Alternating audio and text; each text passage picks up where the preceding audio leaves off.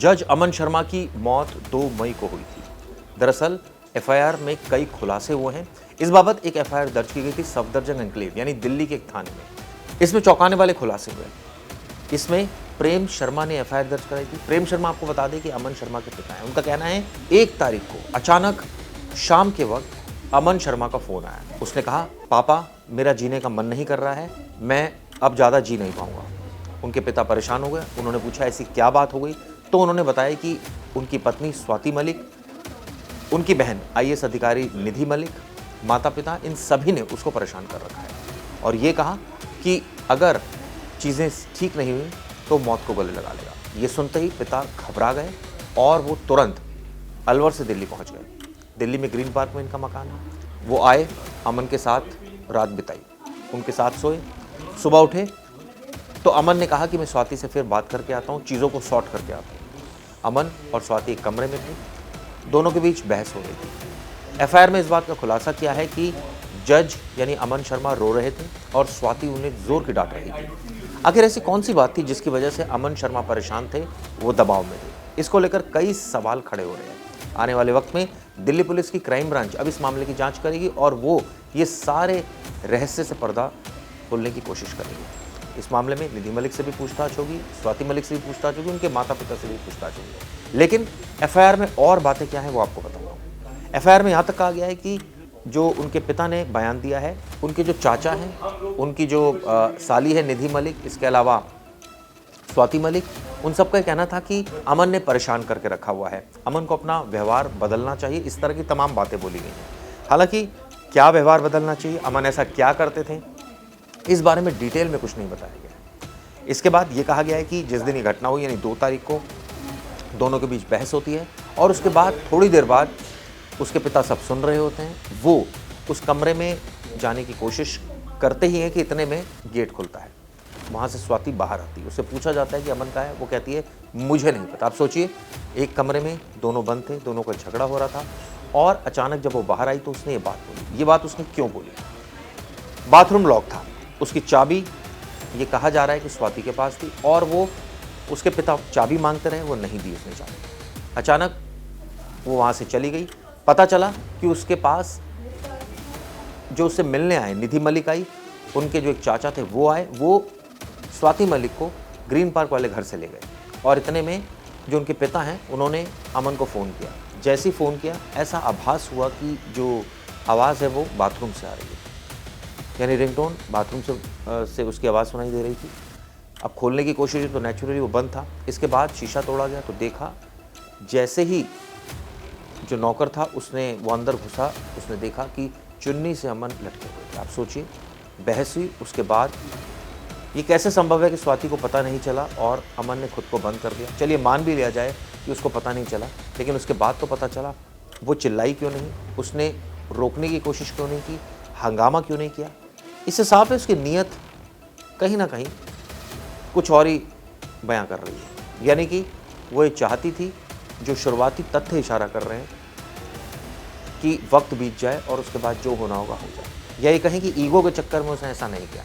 ऐसी कई चीज़ें जो आने वाले वक्त में दिल्ली पुलिस की क्राइम ब्रांच अब पूछताछ करेगी। ये भी पूछेगी कि आखिर ऐसी कौन सी वजह रही जिसकी वजह से उसने कदम उठाया। जाते जाते उनके पिता का क्या कहना है इस बाबत, ये सुनिए। सर, अमन के मामले में आपके बयान क्या परिवार की क्या उम्मीदें हैं? किस तरह से न्याय चलता नहीं, न्याय होगा हमारे साथ। हम अपनी जगह सही हैं और पुलिस प्रशासन भी हमारे साथ है। पुलिस प्रशासन सही काम कर रहा है, अपनी दिशा में सही इन्वेस्टिगेशन कर रहा है। हमसे जो मांगा गया हमने उनको दिया है। सारी डिवाइसेस उन्होंने जब्त कर ली हैं, सीज कर ली हैं। हमारे साथ जैसा हुआ है वैसा हमने उनको बताया है।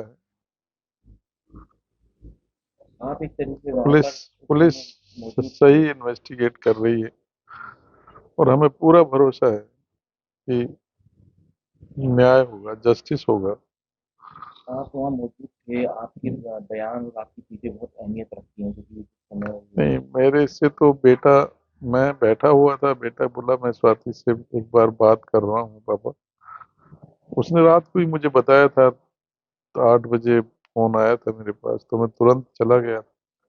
इन बिटवीन बेटी भी चली गई थी, बेटी को फिर ये ड्रॉप कर आया था घर। और रात भर हम साथ सोए हैं, मैंने पूरी रात उसको समझाया है। जिस समय का ये इंसिडेंट हुआ उस समय वो दोनों रूम में ही थे, और उसी रूम में ये घंटे 2 घंटे तक बातें कर रहे थे। मुझे कतई अंदेशा नहीं था कि ये इसी रूम में दोनों साथ बैठ करके बात कर रहे हैं, उसी दौरान ऐसा हादसा ही कर लेंगे। मुझे स्वाति से ऐसी उम्मीद नहीं थी कि वो ऐसा होने देगी। कोई भी महिला इतनी कठोर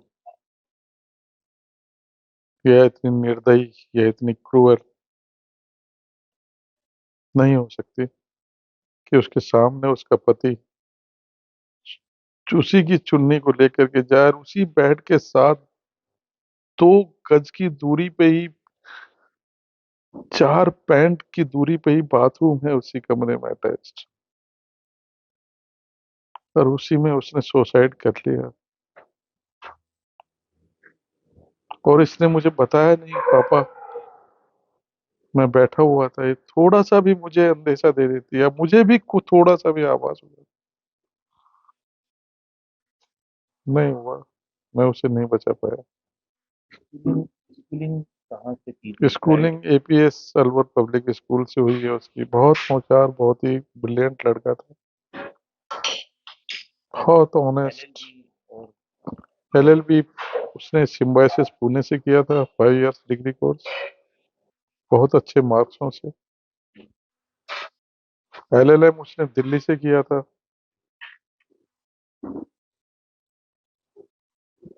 आप तो नहीं कभी शेयर की, लेकिन मदर और सिस्टर से कभी शेयर करता, तो क्या मुझसे कभी कोई दर्द या कोई परेशानी मुझसे रही? वाइफ से कभी नहीं बताई उसने ये बात कि पापा मम्मी दुखी होंगे, क्योंकि उसने अपनी मर्जी से साथ शादी की थी।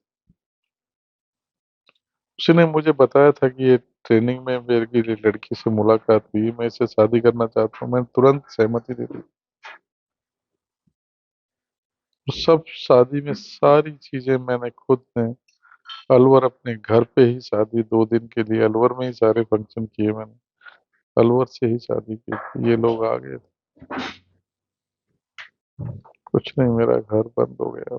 बच्चे अब उनके पास ही हैं, उन्होंने कोई कांटेक्ट, उनके परिवार ने किसी नहीं, ने कांटेक्ट किया उसके बाद? कोई कांटेक्ट नहीं, बल्कि वो तो रूम से निकल के अपनी सिस्टर को और अपने चाचा को टेक्स्ट किया उसने, ऐसा हो चुका है, और वो लोग आ गए और वो लोग इसको भगा ले गए। और ये उनके साथ बैठ के चली गई, और मैं चिल्लाता रहा, स्वाति अमन कहाँ है, अमन कहाँ है, अमन। लेकिन मुझे उसने कुछ नहीं बताया। अपने घर में वहाँ सीसीटीवी तो लगे होंगे वो उस समय? घर में कैमरे, जब ये अंदर कैमरे लगे हुए हैं, लेकिन ये जब बाहर जाते हैं तो उनको ऑन करके जाते हैं। ओके। उस समय कैमरे काम नहीं कर रहे होंगे, मुझे पता भी नहीं है, क्योंकि मैं शादी को 4 साल हो गए, इनकी 4 साल के दौरान मैं 4 बार भी कभी नहीं गया, और मैं कभी 1-2 घंटे से ज्यादा कभी रुका भी नहीं हूँ। यहाँ भी आना जाना कम था उनका? नहीं, अमन तो आती थी, नहीं, लेकिन अमन भी आता था, वो भी आई है। ये कहना तो गलत है कि वो नहीं आई, लेकिन अब उसने थोड़ा सा, मैं फील कर रहा था कि कुछ इनमें चल रहा है, लेकिन मेरे को ये विश्वास नहीं होता था। मुझे फील तो हो रहा था इस 2-4 महीने से, कभी रीजन समझ में नहीं आया कि क्योंकि वो क्या? अमन ने बहुत कम बात करना चालू कर दिया था वो परिवार से। थोड़ी डिस्टेंस? वो डिस्टर्ब था, इसलिए बात नहीं कर पा रहा था, डिस्टर्ब था वो, डिस्टर्ब था, बहुत डिस्टर्ब। बच्चे अभी उनके पास हैं, उनके दोनों? बच्चे दोनों उन्हीं के पास है। उन्होंने कोई पार्टिसिपेट नहीं किया है किसी भी चीज में। मैं आज टीए की बैठक करके आया हूँ, परसों फिनरल का। उनके परिवार की तरफ से या उनकी तरफ से किसी भी प्रकार का कोई रेस्पॉन्स नहीं है, कोई उन्होंने सांत्वना या किसी भी प्रकार की वो नहीं।